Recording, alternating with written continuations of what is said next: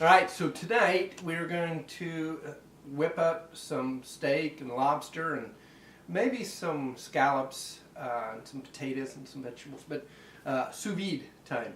Going to, if you've never used one of these, you really ought to look into it. I love grilling steaks, grilling all my food on the grill over an open flame, but for spot on doneness with a steak, or even most especially seafood, the sous vide is just a fantastic tool. It brings the food up to a specific temperature, and then you take it off, and it doesn't cook anymore. So it cooks it right to that perfect temperature. You got to finish it a lot of times. I'll finish the steak tonight on my cast iron skillet. Put a good sear on it at the end, but the seafood is so good. It is so if you cook seafood too long, especially shellfish, it gets chewy. When you do it with a sous vide, you get that sweetness that's in the scallops and the lobster. It's so good, so good. So I'm gonna throw something together tonight with this and plan on getting fat.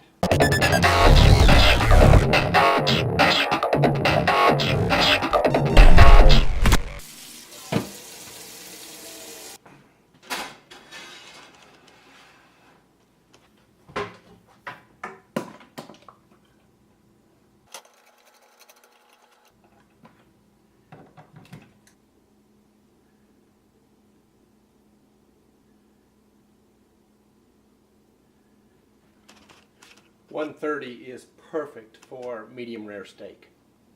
So this is what you do. You take this steak, and you can vacuum pack it, or you can just put it in the just a Ziploc bag, season it up, squish the air out of it, good to go. Okay, so all you do after you get the pot up to temperature is take your steak that you've got in your Ziploc bag and put it in the water. Make sure that it's submerged in water, and then I use a very high-tech clothespin to hold that bag into place so it's not floating all over, floating up to the surface and moving in places where it shouldn't be. So we'll have that going for about 2 hours, and it will come up to 130 degrees Fahrenheit, which is just about perfect for a medium rare steak. Alright, so while the steak is cooking at 130 degrees Fahrenheit for about 2 hours, I'm now going to prep a lobster tail. Now the lobster tail needs to cook at about 134 degrees for about an hour. So what I'm going to do is I'm going to take the lobster tail, get it ready, I'm actually going to take it out of the shell. Some people like to cook it in the shell. I like to take it out so that I don't puncture the bag. There's some sharp pieces on here. You can cut them off, but sometimes you puncture the Ziploc bag, and then you get all the water in there, and it takes away from the flavor. So what I'll do is I'll take this tail and I'll prep it, put it in a Ziploc bag with some butter and some different seasonings, and then about an hour into the steak cooking at 130, I'm going to drop this old boy in with it at 130, and then at the 2 hour mark I'll start jacking that temperature up, take the steak out, let it sit for a little bit, and then cook the lobster tail at 134 degrees Fahrenheit for a little bit longer. And while the steak, and there's a little bit of a trick to the steak, you can let it cool down a little bit, and then once you throw it on the into the cast iron skillet for that sear, it helps if the steak had cooled down a little bit so that you don't overcook it. So again, it's just a little bit of timing issues, but the beauty is the sous vide takes away from the worry about, oh my gosh, I got to get everything taken care of, and then letting it go too long and you overcook it, because you can't overcook it in the sous vide if you've got your temperature set correctly. And tonight for the side dishes, I'm going to have a couple vegetables. One, I'm going to do a twice baked potato, so I've got to actually use the oven for that. But I'm also going to have some green beans. And it just, again, fits in very well with the sous vide cooking method, because it just got a bag, a vacuum sealed bag, or a Ziploc bag of green beans, lightly seasoned. And they if you were cooking them by themselves, it's like 180 degrees or something like that. So at the very last moment, maybe last 15 minutes or so, while everything is just, I'm sitting in watching TV or doing some work or piddling around or whatever, I'm going to toss this into this hot water bath, and it's gonna warm up. And so really it's just not too much to putting together a full meal in the sous vide cooking style. Okay, now while the steak is continuing to cook, I'm going to go ahead and I've thawed this out. I bought a frozen lobster tail. I've thawed it out. You can tell it's thawed out because the tail goes all the way up to the end there. It kind of folds up on itself. That's when you know it's thawed out completely. I'm going to take it out of the shell, like I said. Probably if I was grilling this, I would leave it in the shell, or if I was using any other method to cook this, I'd leave it in the shell. But since I'm using this sous vide, which it doesn't dry it out at all, and it just cooks it to just the right temperature that you want, I'm not worried about keeping that moisture in with the shell. I'll have a Ziploc bag that keeps the moisture in. I'm just going to add some butter and maybe some salt and pepper. I like the sweetness of the tail, and so I'm not going to add any lemon or anything like that. So here we go.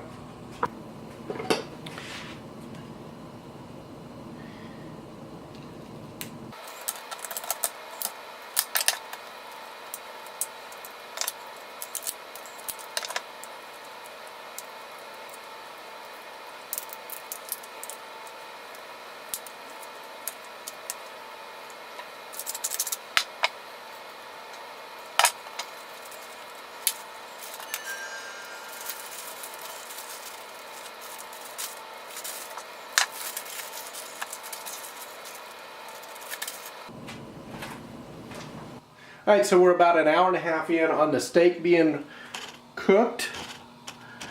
So now I think I'm going to go ahead and throw my lobster tail into the pot and start getting it warmed up. Remember, it's got to be, the steak is cooking at about 130 degrees, and the lobster tail between 134 and 140. It just matters how firm you want it.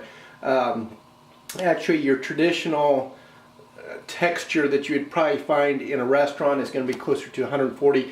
I like it, I'm going to keep it about 136, 138 degrees, and then maybe firm it up if I need to later on. But I like it soft. The softer it is, the more it retains that sweet flavor. So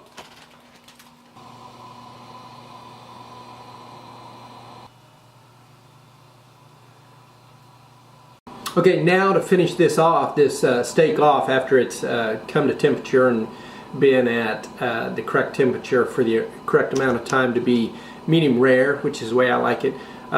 We've got to heat up a cast iron skillet, throw a little bit of oil in there, and turn it up on high. And I mean really high, because what you're trying to do is just sear and put that that crust on the outside of the steak without doing any more cooking to the inside of it. So it's got to be really fast, it's got to be really high, and you're going to smoke up the kitchen, but that's okay because it's going to be a great steak.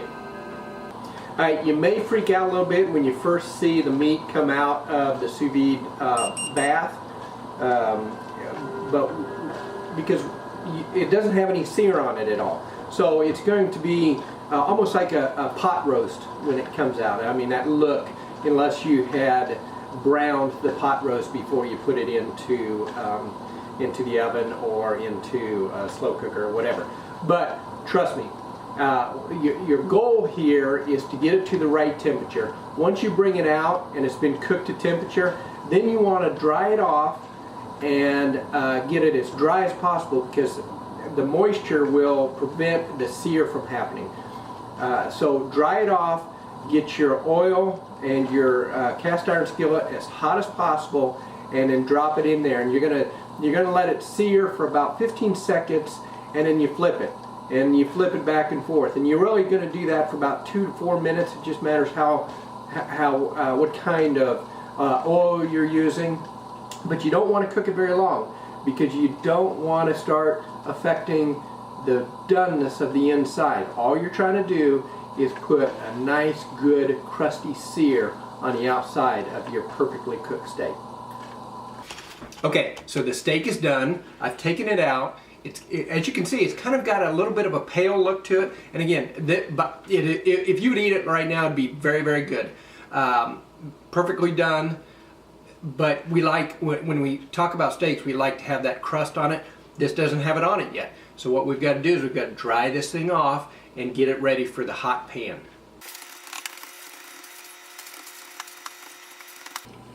Now we're just waiting for the cast iron skillet to get smoking hot.